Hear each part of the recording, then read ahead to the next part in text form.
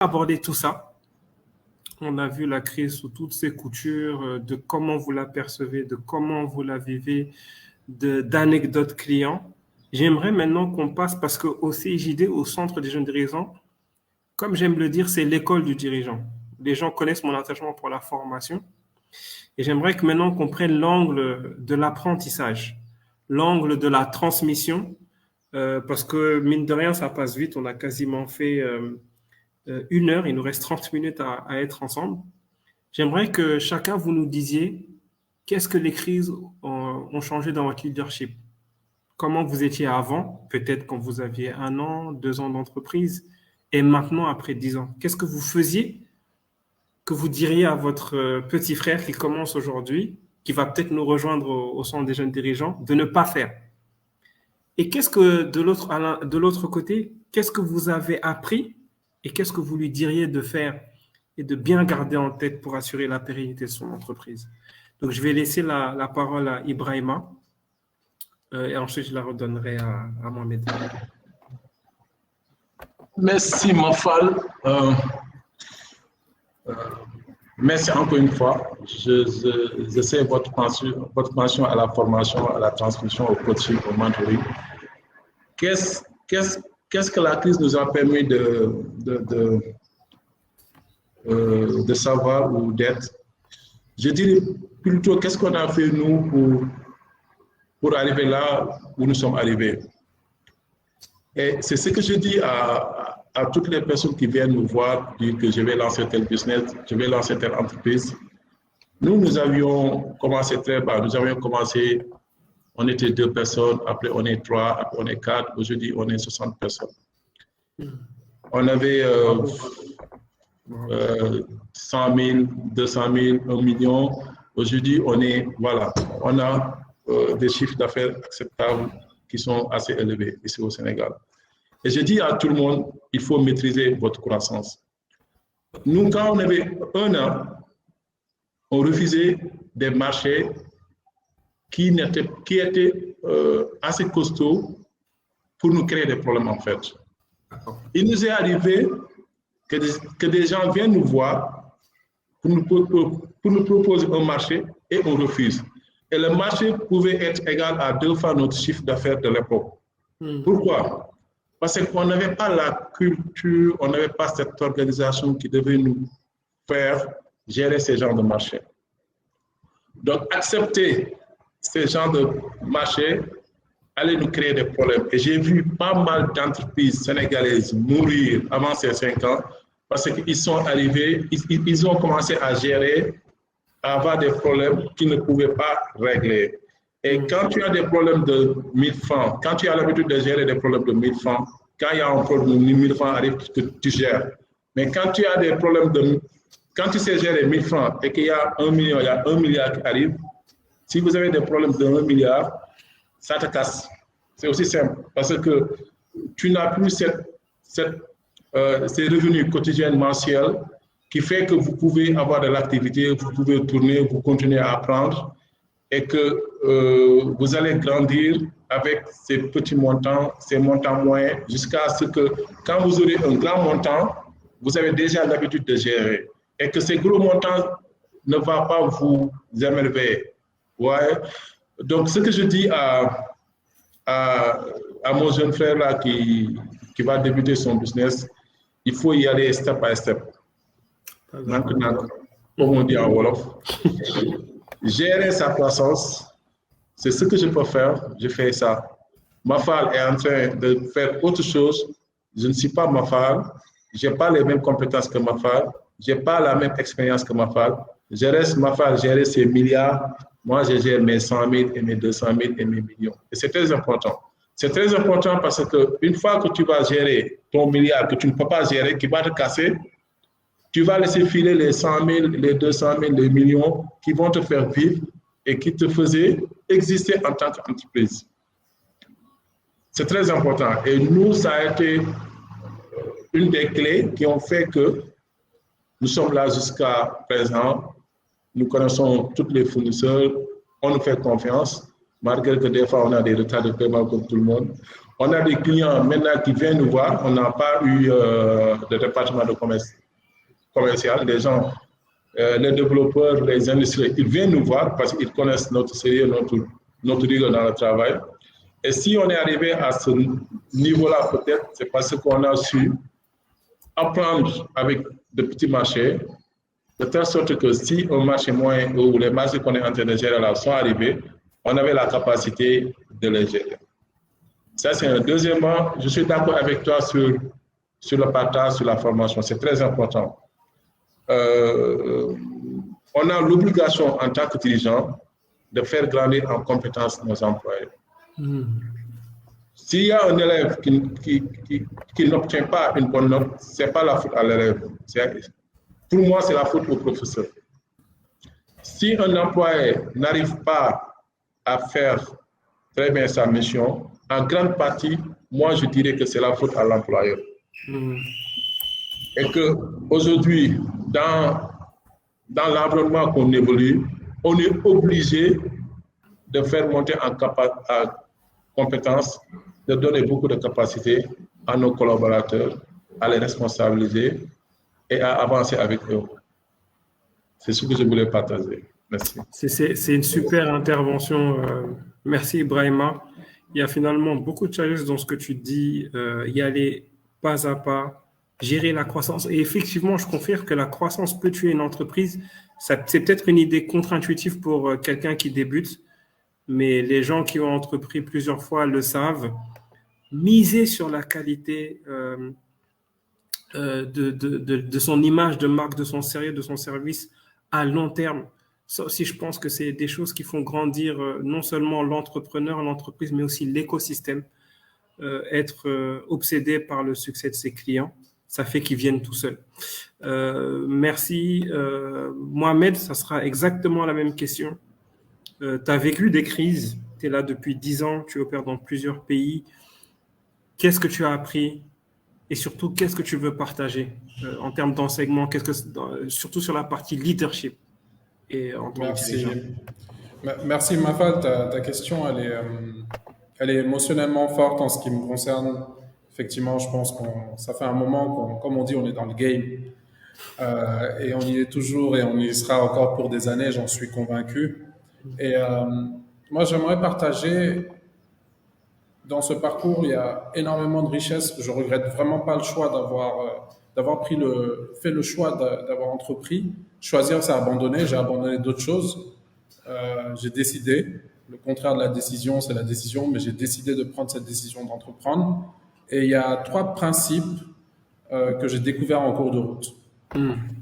Le principe de la croissance, le principe de la confiance et le principe de l'équilibre. Celui de la croissance, qui a été abordé par le président Ibrahima, c'est avant de courir, il faut pouvoir marcher. Avant de pouvoir marcher, il faut pouvoir ramper. Et ce que je t'ai pas dit sur l'histoire tout à l'heure, quand je disais qu'on était chanceux et qu'on a vécu une crise, c'est que nous, on est passé à l'étape où on a appris à courir sans pour autant apprendre à ramper et à apprendre à marcher. Donc, il est important de gérer sa croissance pour être sûr d'avoir des fondations solides qui permettent à l'entreprise d'exister aujourd'hui et surtout d'exister demain.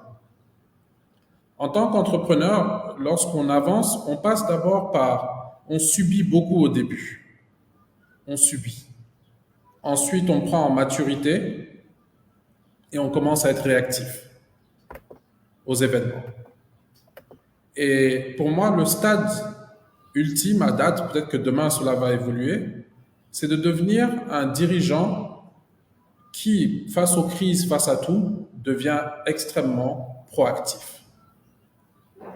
Et proactif en se dotant des outils nécessaires pour réduire au maximum ce qu'on appelle de plus en plus au niveau du Centre des jeunes dirigeants, la gestion au talent.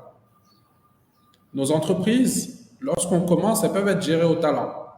Mais à partir d'un certain niveau de revenus, à partir d'un certain niveau, quand on a la responsabilité de guider un certain nombre de personnes, il faut pouvoir gérer en manageant. Manager, ça veut dire quoi? Ça veut dire mesurer des choses. Manager, ça veut dire quoi? Ça veut dire organiser les choses. Et un dirigeant qui grandit, qui développe son leadership, doit même apprendre à prendre des décisions.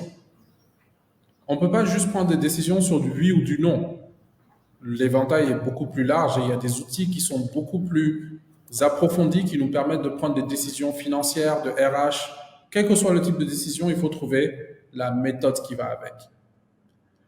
Et président Ibrahima en a parlé, la formation.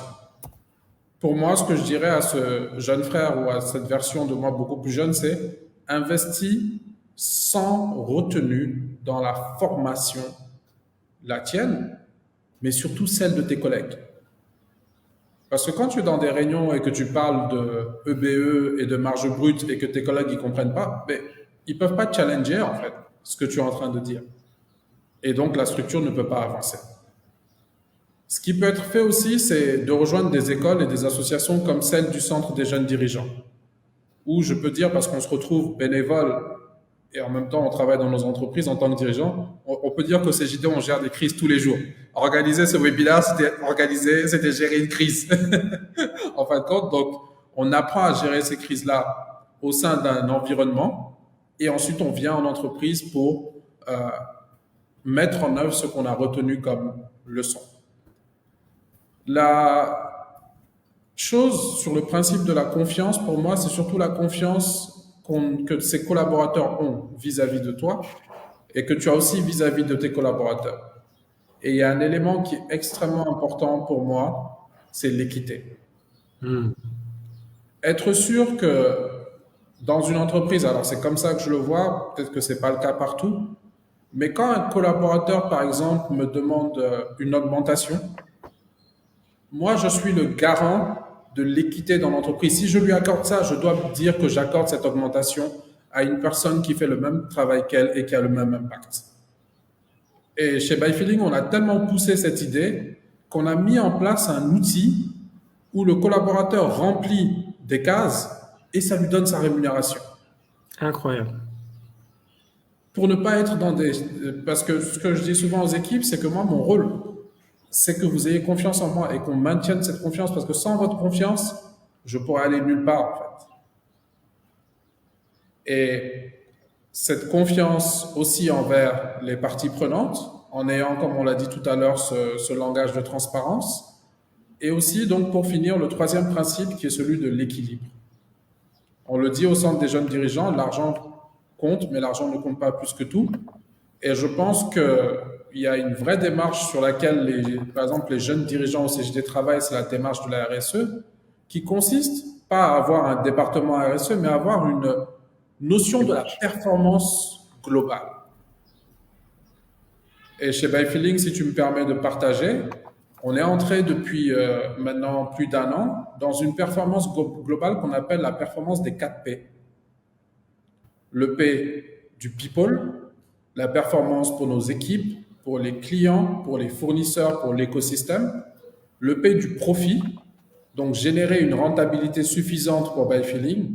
Le P de la planète, qui consiste à s'engager sur des actions, et en l'occurrence, nous on s'est engagé sur l'axe 8 des objectifs de développement durable, qui consiste à développer un travail décent, donc à travers des formations et du mentoring. Et le 4e P qu'on a ajouté, qui est celui des produits. Améliorer constamment nos process, améliorer constamment l'utilisation des outils qu'on utilise, mais aussi développer des produits digitaux. Donc, c'est notre notion de l'équilibre et on essaye. Pour l'instant, on tangue un peu, je dirais à gauche, des fois à droite, mais on se met dans les dispositions pour pouvoir apporter cet équilibre-là. Et pour finir, la dernière chose que je dirais à cette personne, c'est de faire des recherches sur le miracle du bambou chinois. C'est un arbuste au début, hein, et ce miracle, c'est que pendant 4 ans, le bambou chinois, il ne grandit pas. Tu as beau l'arroser, tu as beau mettre des engrais, faire ce que tu veux, souffler dessus, mettre du soleil, de la lumière, etc., il ne grandit pas. Parce qu'il est en train de s'enraciner très profondément. Mais la 5e année, Mafal, la croissance explose. Et c'est ça une entreprise pour moi. C'est être sûr, ça ne prend pas forcément 4 ans, mais ça prend le temps qu'il faut pour enraciner et ensuite avoir une croissance qui est explosive. Voilà ce que Et je voulais partager. c'est une superbe analogie qui rend bien compte de ce que toi et Ibrahima avaient dit, qu'il faut maîtriser sa croissance. Il faut miser sur une image solide, un service solide et y aller pas à pas. Ça, c'est la première chose que je retiens. Je retiens aussi beaucoup, et ça ne m'étonne pas de toi, la notion de la méthodologie. C'est-à-dire que l'idée qu'une croissance s'organise. Pour chaque problème, avoir le bon outil. Euh, et ça, c'est vraiment ce que je vais retenir avec toi, c'est que sur cette partie de croissance, la méthodo, parce que je pense que c'est quelque chose qui est important. On peut penser que diriger, c'est une intuition, mais personnellement, j'ai appris que diriger est un métier. Et ça, moi, c'est l'épreuve qui m'a fait apprendre ça. Et je me suis beaucoup reversé dans les livres et la formation pour comprendre que c'était un métier, un savoir-faire qu'on devait cultiver. Je vais réussir aussi sur la confiance. Ce qui me semble très important dans ton message, c'est la notion de référence commune. Pourquoi j'insiste dessus? Parce que tu avais déjà évoqué la notion du langage. Et qu'effectivement, si on ne parle pas les mêmes mots, si on n'a pas les mêmes références, si on n'est pas sur les mêmes critères d'évaluation, on peut créer de la suspicion.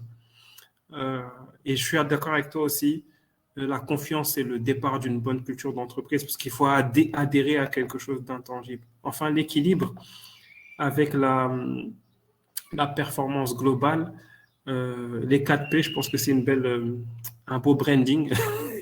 Mais j'ajouterais aussi pour le dirigeant, l'équilibre entre la vie privée, la vie professionnelle, l'équilibre entre les moments sociaux et les moments intimes, l'équilibre entre l'apprentissage et le passage à l'action, l'équilibre entre le moment, le maintenant et le futur.